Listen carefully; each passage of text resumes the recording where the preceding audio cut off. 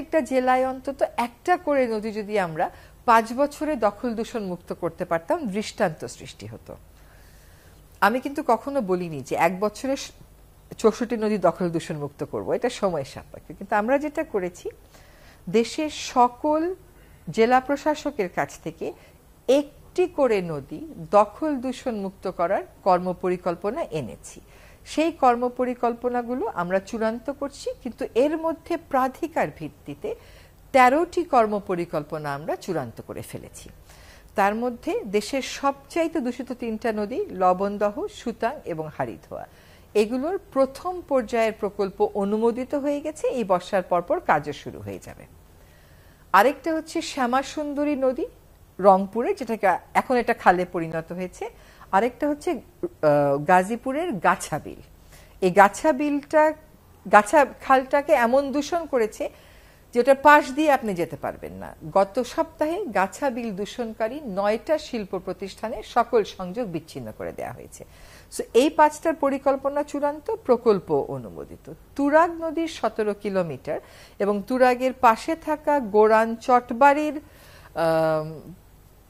সৌন্দর্য বৃদ্ধির প্রকল্প আমরা চূড়ান্ত করেছি। এখন এটা সরকারি প্রক্রিয়াতে আছে। এখানে আমাদেরকে বিশ্বব্যাংক এবং এশিয়ান ডেভেলপমেন্ট ব্যাংক আর্থিক সহায়তা দিবে, সেই প্রতিশ্রুতিও চূড়ান্ত হয়ে গেছে।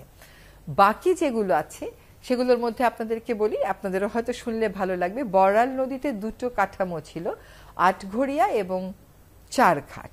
ওই 2টা স্লুইস গেটের কারণে ওই অংশে বড়াল নদী মরে গেছিল। সেগুলো নিয়ে কিন্তু বহু প্রতিবাদ হয়েছে, বাংলাদেশের সবচেয়ে বড় মানববন্ধন হয়েছে, কিন্তু ওই রেগুলেটরগুলো, স্লুইস গেটগুলো সরানো হয়নি। আমরা সেই স্লুইস গেটগুলো সরিয়ে দিয়েছি এবং বড়াল নদীতে এখন পানি ফেরত এসেছে। আমরা দীর্ঘদিন যাবৎ টিএমএসএস বলে একটি সংস্থার দখলে ছিল আমাদের করতোয়া নদী, কোনোভাবেই সেই দখল মুক্ত করা যাচ্ছিল না। আমরা সেই দখল মুক্ত করেছি। নেত্রকোনার মগরা নদী খুবই বিখ্যাত নদী, একটা রেগুলেটরের কারণে মগরা তার উৎসমুখ থেকে বিচ্ছিন্ন হয়ে গেছিল। সেই রেগুলেটরটা আমরা সরিয়ে দিয়েছি, সেখানে এখন আমাদেরকে বেইলি ব্রিজ করে দিচ্ছেন আমাদের সড়ক এবং যোগাযোগ মন্ত্রণালয়। ফলে এই মানুষের দীর্ঘদিনের প্রত্যাশার এই কাজগুলো হয়েছে। এবার আসি তিস্তাতে, এটাও মানুষের দীর্ঘদিনের প্রত্যাশার কাজ।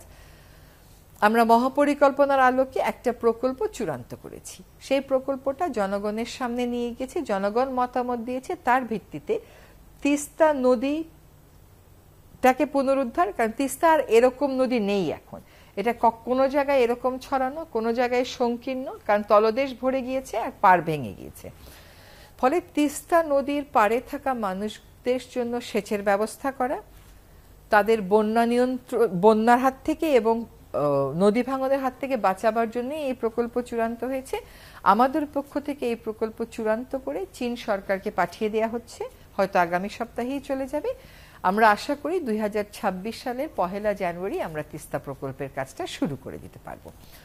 এই প্রথম রংপুরের মানুষের জন্য 43 কিলোমিটার নদী ভাঙা রোধে কাজ করার একটা প্রকল্প বিশেষ বরাদ্দ দিয়ে অনুমোদন করা হয়েছে। অর্থ মন্ত্রণালয়কে ধন্যবাদ, মাত্র 2 মাসের মধ্যে তারা এই বিশেষ বরাদ্দ আমাদেরকে অনুমোদন দিয়েছে এবং তিস্তা পাড়ে এইবারই স্মরণকালের মধ্যে সবচেয়ে কম ভাঙন হয়েছে।